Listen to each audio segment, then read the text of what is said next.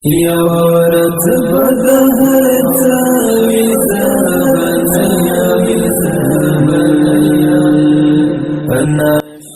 علیکم. قدرمندو نن د مسجد افتتاح ده. نو دغه ماشومان به دغه ګلالي ماشومان به دې نه 4000 متره بلزي ته تللی. نن راغلی یم چې انشاءالله همدغې ماشومانو لپاره په همدغې قریه کې به ورته جومات جوړوم او مدرسه جوړوم. خوشحاله استئ؟ مخکې به چېرته تللی تاسې؟ لرې به تللی. انشاءالله اوس به همدغلته اوسئ، هم به مدرسه جوړېږي هم به جومات. را سره اوسئ چې مشران هم ګورو. را سره اوسئ، راځئ بچیان.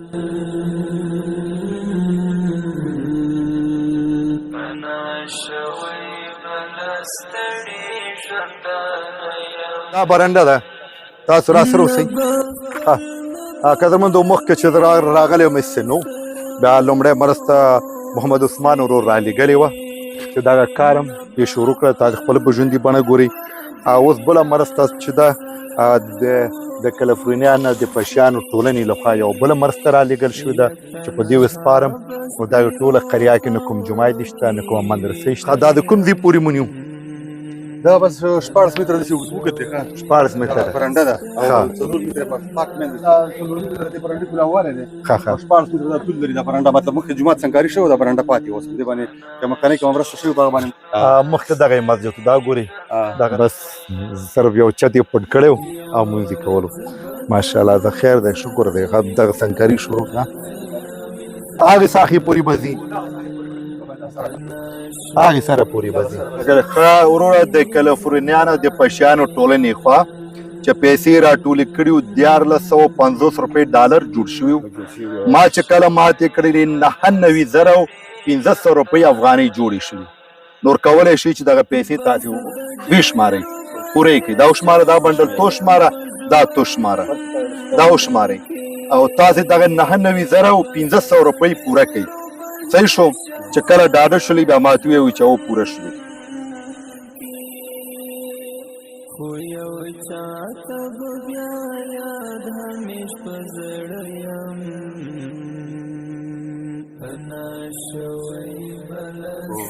نو قدرمندو تاسې ګواه اوسئ چې دغه مرسته چې پې موږ وسپارله د 99,500 یعنې 500 کم 1,00,000 روپۍ په تاسو ما وسپارلې. صحیح دی؟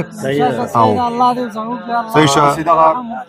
دا چې کوم دی انشاءالله د دې به روپۍ هم په دغه ځای لګېږي. کار به خدمت به داسې کېږي. دا ولس دا سپین ږیري دا واړه دا زاړه دا ټول دا خدمت کوو او انشاءالله الله پاک دې تاسو هم ډېر اجر درکړي او الله پاک دې تاسو ټولنې ته دعاګانې.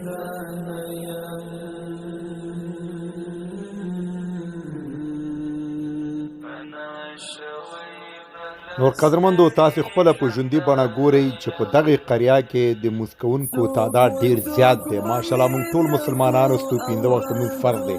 قدرمندو بیا په ضمن کې دغلته 100 ماشومان به یعنې لرې ځي ته به تللی د قرآن پاک زده کړه به یې کوله.